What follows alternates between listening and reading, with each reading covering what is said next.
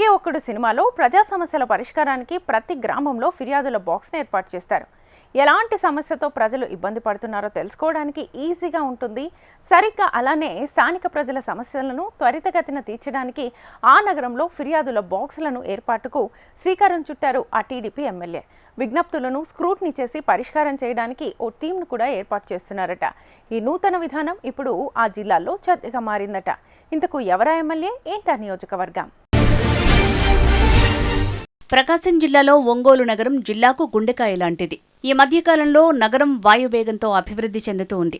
దీనికి స్థానిక ప్రజాప్రతినిధుల ప్రోత్సాహం, విజన్ తోడు కావడం శుభపరిణామంగా మారిందట. ఒంగోలు నియోజకవర్గానికి తెలుగుదేశం పార్టీ ఎమ్మెల్యేగా ఉన్నారు దామచర్ల జనార్దన్ రావు. తాత దామచర్ల ఆంజనేయులు రాజకీయ వారసుడిగా పొలిటికల్ ఎంట్రీ ఇచ్చారు దామచర్ల జనార్దన్. 2014లో ఒకసారి, మళ్లీ 2024లో మరోసారి ఒంగోలు నియోజకవర్గం నుంచి ఎమ్మెల్యేగా గెలిచారు. 2014లో ఒంగోలు నుంచి తొలిసారి ఎమ్మెల్యేగా గెలిచిన నాటి నుంచే నియోజకవర్గ అభివృద్ధిపై ఫోకస్ పెట్టారు జనార్దన్. రోడ్లు, పార్కులు, డ్రైనేజ్ సిస్టమ్, చాలా అంశాలపై ప్రత్యేక శ్రద్ధ పెట్టి ఒంగోలు అభివృద్ధిలో తనదైన ముద్ర వేసుకున్నారు. మళ్లీ 2024లో శాసనసభ్యుడిగా ప్రమాణ స్వీకారం చేసిన రోజు నుంచి అభివృద్ధితో పాటు ప్రజా సమస్యలపైన ఫోకస్ పెట్టారు. స్వయంగా ప్రజల సమస్యలను తెలుసుకోవటానికి వినూత్న ఆలోచన చేశారు.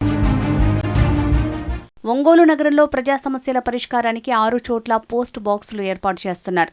ఈ ఫిర్యాదుల బాక్సుల్లో స్థానిక ప్రజలు తమ సమస్యను ఓ పేపర్పై రాసి పోస్ట్ బాక్సులో వేస్తే నేరుగా ఆ సమస్యను స్థానిక ఎమ్మెల్యే దామచర్ల జనార్దన్ వద్దకు వెళ్తుంది.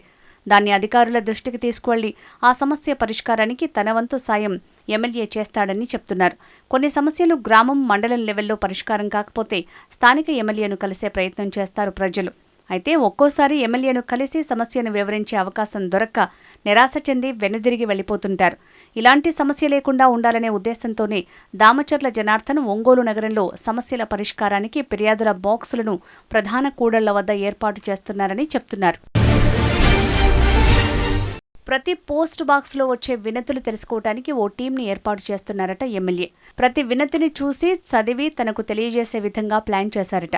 మొత్తానికి సామాన్యుల సమస్యలకు పరిష్కారం చూపడానికి ఇలాంటి నేతలు ముందుకు వస్తే పేదల సమస్యలు చాలా వరకు తీరుతాయని ఆశను అందరూ వ్యక్తం చేస్తున్నారు.